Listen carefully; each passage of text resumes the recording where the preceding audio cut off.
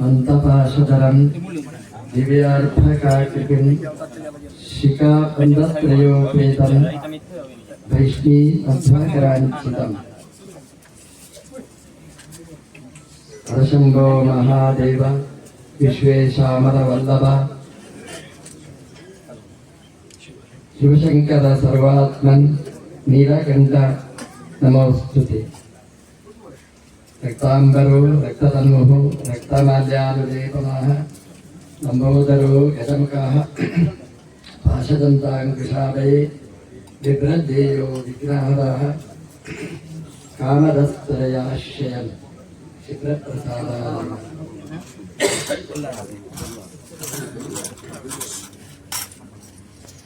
ನಮ್ಮ ಪಡುಬಿದ್ರೆಯ ಮಹಾಲಿಂಗೇಶ್ವರ ಮಹಾಗಣಪತಿ ದೇವರ ಜೀರ್ಣೋದ್ಧಾರದ ಪ್ರಮುಖವಾದ ಘಟ್ಟವಾದ ನಿಧಿಕುಂಭ ಸ್ಥಾಪನೆಯ ಒಂದು ಶ್ರೇಷ್ಠ ಕಾರ್ಯಕ್ರಮದ ಈ ಪರ್ವಕಾಲದಲ್ಲಿ ನಾವು ಸೇರಿದ್ದೇವೆ. ದೇವರಿಗೆ ಗರ್ಭಗುಡಿಯನ್ನು ಕಟ್ಟುವ ದೊಡ್ಡ ಸೌಭಾಗ್ಯ ಹಿಂದಿನವರಿಗೆ ಸಿಗಲಿಲ್ಲ, ಮುಂದಿನವರಿಗೆ ಸಿಕ್ಕದೋ ಇಲ್ಲೋ ಗೊತ್ತಿಲ್ಲ.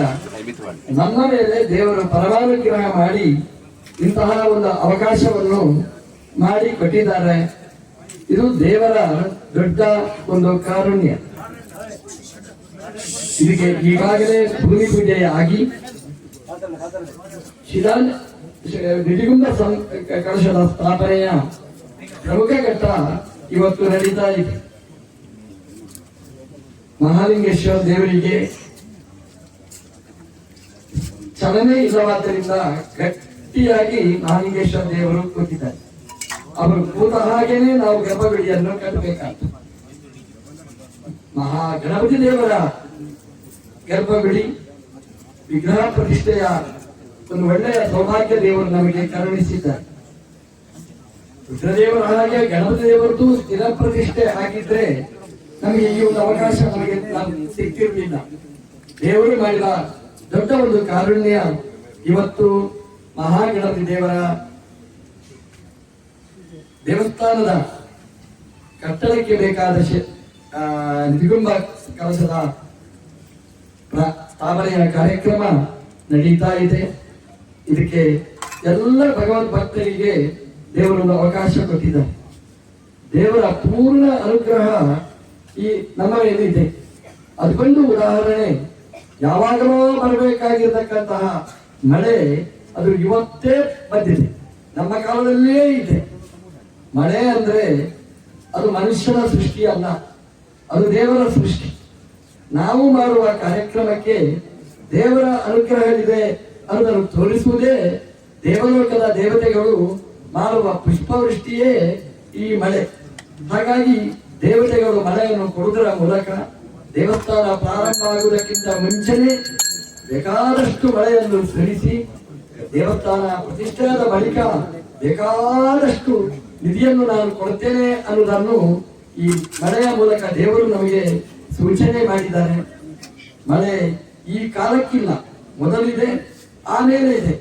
ಮಳೆ ಅನ್ನುವಂತಹದ್ದು ನಿಧಿಯ ಒಂದು ಸಂಕೇತ, ದೇವನಿಧಿಯ ಸಂಕೇತ. ಹಾಗಾಗಿ ಈ ವಿಶ್ವಾಸ ಸಂವತ್ಸರದಲ್ಲಿ ದೇವರು ಕೊಡುವ ಈ ವಸು, ಈ ಸಂಪತ್ತು ನಮ್ಮ ಗಣಪತಿ ದೇವರ ಈ ನಿಧಿಗುಂಭ ಸ್ಥಾಪನೆಗೆ ಇದು ಪೂರಕವಾಗಲಿ. ಇವತ್ತು ಭಗವದ್ ಭಕ್ತರೆಲ್ಲ ನಿಧಿಯನ್ನು ಸಮರ್ಪಣೆ ಮಾಡಿದ್ದಾರೆ, ಇದರಲ್ಲಿ ನಿಧ ಮಾಡಿದ್ದಾನೆ ಅನ್ನುವಂತಹದ್ದು ಪ್ರಮುಖವಾದ ಘಟ್ಟ. ನಾವು ಕೊಡಬಹುದು, ಕೊಡುವುದನ್ನು ತಗೊಳ್ಬೇಕಲ್ಲ ದೇವರು. ಎಷ್ಟು ಜನರಿಗೆ ಇಂತಹ ಅವಕಾಶ ಇದೆ? ಇವತ್ತು ಬಂದವರಿಗೆ ಮಾತ್ರ ಇಂತಹ ಒಂದು ಅವಕಾಶ. ಇವತ್ತು ಆ ನಿಧಿಯನ್ನು ಸ್ಥಾಪನೆ ಮಾಡಿ ಅದರ ಮೂಲಕ ದೇವರ ಪ್ರತಿಷ್ಠೆಯ ಪಾಣಿಪೀಠದ ತನಕ ಆ ಸಂಬಂಧವನ್ನು ಕಲ್ಪನೆ ಮಾಡಲಿಕ್ಕಿದೆ. ಅದರಲ್ಲಿ ದೇವರು ಕೂತಿದ್ದಾನೆ. ದೇವರು ಎಲ್ಲಿ ಕೂತಿದ್ದಾನೆ? ಸಾಮಾನ್ಯವಾಗಿ ದೇವರು ಸ್ವೇ ಮಹಿಮೆ ಪ್ರತಿಷ್ಠಿತ, ತನ್ನ ಮಹಿಮೆಯಲ್ಲಿ ದೇವರು ಇರುವುದು. ಆದರೆ ಇವತ್ತು ನಮ್ಮ ಭಾಗ್ಯ ಏನು ಅಂತಂದ್ರೆ, ತನ್ನ ಮಹಿಮೆಯಲ್ಲಿರುವ ದೇವರು ಕೂಡುವ ಜಾಗ ನಮ್ಮಿಂದ ಸಮರ್ಪಿತವಾದ ನಿಧಿಯಲ್ಲಿ ದೇವರು ಕೂಡ್ತಾರೆ ಅಂತಂದ್ರೆ, ದೇವರು ನಮ್ಮ ನಿಧಿಯಲ್ಲಿ ಕೂತಿದ್ದಾರೆ ಅಂತಂದ್ರೆ ನಮ್ಮ ಮೇಲೆ ಕೂತಿದ್ದಾರೆ ಅನ್ನುವ ಚಿಂತನೆ ನಾವು ಅನುಸಂಧಾನ ಮಾಡಬೇಕಾಗ್ತದೆ. ಇಲ್ಲಿ ನಾವು ಕೊಡುವುದು ದುಡ್ಡು ಅಲ್ಲ, ಬೆಳ್ಳಿ ಅಲ್ಲ, ಬಂಗಾರ ಅಲ್ಲ, ಅದಕ್ಕಿಂತ ಅತ್ಯಂತ ಮೌಲಿಕವಾದಂತಹ ನಮ್ಮ ಪ್ರೀತಿ, ನಮ್ಮ ಭಕ್ತಿ, ನಮ್ಮ ಶ್ರದ್ಧೆ, ಅದರ ತನ್ಮಯವಾದ ಮನಸ್ಸನ್ನು ನಾವು ಸಮರ್ಪಣೆ ಮಾಡಿದ್ದೇವೆ ಅಂತ ಅನುಸಂಧಾನ ಮಾಡಬೇಕು. ದೇವರು ಎಲ್ಲಿ ಕೂತಿರ್ತಾನೆ ಅಂತಂದ್ರೆ ನಮ್ಮ ಭಕ್ತಿಯ ಮೇಲೆ ದೇವರು ಕೂತಿರ್ತಾನೆ. ಇಲ್ಲಿ ನಾನು ಅನ್ನೋದಕ್ಕಿಂತಲೂ ಕೂಡ ನಿನ್ನವ, ನೀನು ಕೊಟ್ಟ ಸಂಪತ್ತು ನಿನಗೆ ಸಮರ್ಪಣೆ ಮಾಡಲಿಕ್ಕೆ ನನಗೆ ಅವಕಾಶ ಸಿಕ್ಕಿದೆ. ದೇವರೇ, ನೀನೇ ನನಗೆ ಕೊಟ್ಟಿದ್ದಿ, ಆ ನೀನೇ ಕೊಟ್ಟಿರತಕ್ಕಂತಹ ಸಂಪತ್ತು ಈ ಅನುಸಂಧಾನ ಇದೇ ನಿಧಿಕುಂಭ ಸ್ಥಾಪನೆ ಅಂತ. ನಾವು ದೇವರಿಗೇನು ಕೊಡಬೇಕಾಗಿಲ್ಲ, ಎಲ್ಲ ದೇವರಿಗೆ. ಆದ್ರೆ ದೇವರು ನಮ್ಗೇನು ಕೊಟ್ಟಿದ್ದಾನೆ ಅದರ ಅನುಸಂಧಾನ ಮಾಡಿ, ನೀನು ಕೊಟ್ಟದ್ದು ಅಂತ ಅನುಸಂಧಾನ ಮಾಡಿ ಅದರ ದೇವರಿಗೆ ನಾವು ಸಮರ್ಪಣೆ ಮಾಡಿದ್ರೆ ದೇವರಿಗೆ ಅದಕ್ಕಿಂತ ಮೀರಾದ ವಸ್ತು ಇಲ್ಲ ಅಂತ. ಅಮ್ಮನ ಹತ್ರ ಮಗು ಕಲ್ಕಂಡಿ ಕೇಳುತ್ತೆ, ಆ ಕಲ್ಕಂಡಿಯನ್ನು ಅಮ್ಮ ಕೇಳ್ತಾಳೆ, ತಗೊಳ್ತಾಳೆ, ತಗೊಂಡು ಅಮ್ಮನಿಗೆ ಆ ಮಗು ಕೊಡುತ್ತೆ. ಎಷ್ಟು ಖುಷಿ ಆಗುತ್ತೆ ಅಮ್ಮನಿಗೆ. ಅಮ್ಮ ತಿನ್ನುವುದಿಲ್ಲ ಅಂತೆ, ಆ ಕಲ್ಕಂಡಿಯನ್ನು ಆ ಮಗುವಿನ ಬಾಯಿಗೆ ಹಾಕ್ತಾಳೆ ಅಂತೆ. ಹಾಗೇನೆ ನಮ್ಮ ದೇವರು, ಸರ್ವ ಸಂಪನ್ಮಯನಾದ ದೇವರು ನಮ್ಮಿಂದ ಕೇಳ್ತಾನೆ. ಅವರೇ ಕೊಟ್ಟ ಸಂಪತ್ತು ನಮ್ಗೆ ಕೊಡುವಂತ ಕೇಳಿ ಅದನ್ನು ಉಪಯೋಗ ಮಾಡಿ ಮತ್ತೆ ಅದನ್ನು ತಾನಿಟ್ಟುಕೊಳ್ಳುವುದಿಲ್ಲ, ಅದಕ್ಕೆ ಸೇರಿಸಿ ಬಡ್ಡಿ ಚಕ್ರವಡ್ಡಿ ಸೇರಿಸಿ ದೇವರು ನಮಗೆ ವಾಪಸ್ ಕೊಡ್ತಾರೆ. ಇವತ್ತು ಭಕ್ತಿಯಿಂದ ಪ್ರೀತಿಯಿಂದ ಊರಿನ 10 ಸಮಸ್ತರು ಎಲ್ಲ ಸೇರಿ ಭಕ್ತಿಯಿಂದ ಈ ನಿಧಿಕುಂಭವನ್ನು ಸಮರ್ಪಣೆ ಮಾಡಿದ್ದಾರೆ. ಆ ಒಳ್ಳೆಯ ಮುಹೂರ್ತದಲ್ಲಿ ಆ ನಿಧಿಕುಂಭದ ಸ್ಥಾಪನೆ ಆಗಿದೆ. ನಿಧಿಕುಂಭದ ಸ್ಥಾಪನೆ ಆಗಿದೆ ಅಂತಂದ್ರೆ ಗರ್ಭಗುಡಿ ಅದು ಸಮೃದ್ಧವಾಗ್ತದೆ. ಗರ್ಭಗುಡಿ ಸಮೃದ್ಧ ಆಯಿತು ಅಂತಂದ್ರೆ ದೇವಸ್ಥಾನ ಸುಭದ್ರ ಆಗುತ್ತೆ ಅಂತ ಅರ್ಥ.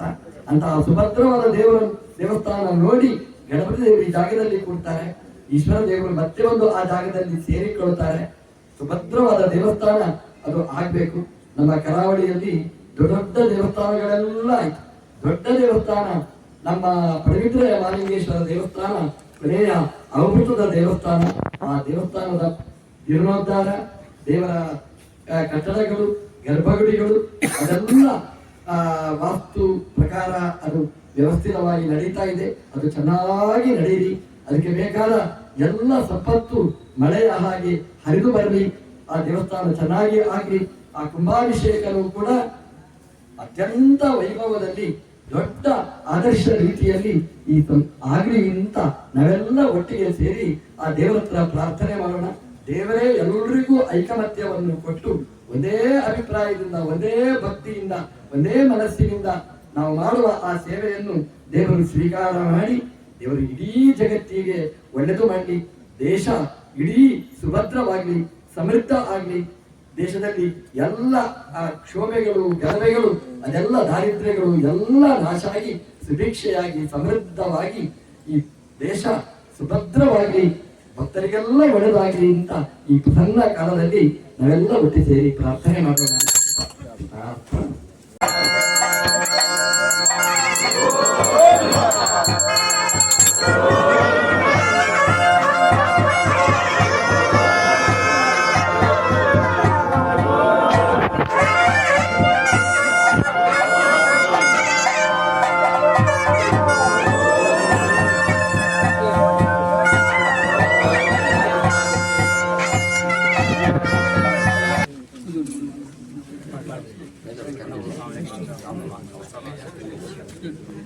ಗೋವಿಂದಾನು ಗೋವಿಂದ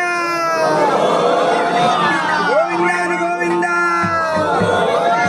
ಗೋವಿಂದಾನು ಗೋವಿಂದ ಗೋವಿಂದಾನು ಗೋವಿಂದ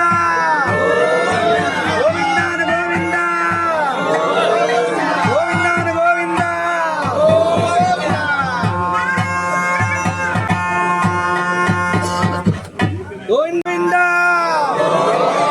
ಗೋವಿಂದಾನು ಗೋವಿಂದ ಗೋವಿಂದ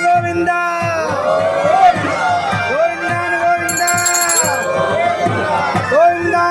ಗೋವಿಂದ ಗೋವಿಂದಾನು ಗೋವಿಂದ ಗೋವಿಂದಾನು ಗೋವಿಂದ ಗೋವಿಂದಾನು ಗೋವಿಂದ ಗೋವಿಂದಾನು ಗೋವಿಂದ ಗೋವಿಂದಾನು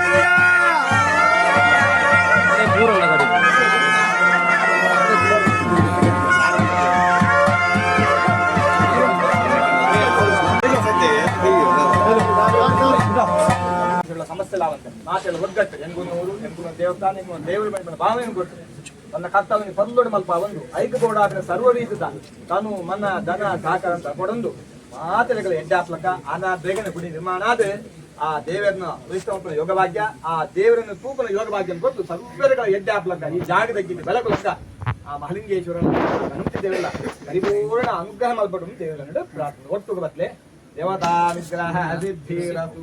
ಗೋವಿಂದಾನ ಗೋವಿಂದ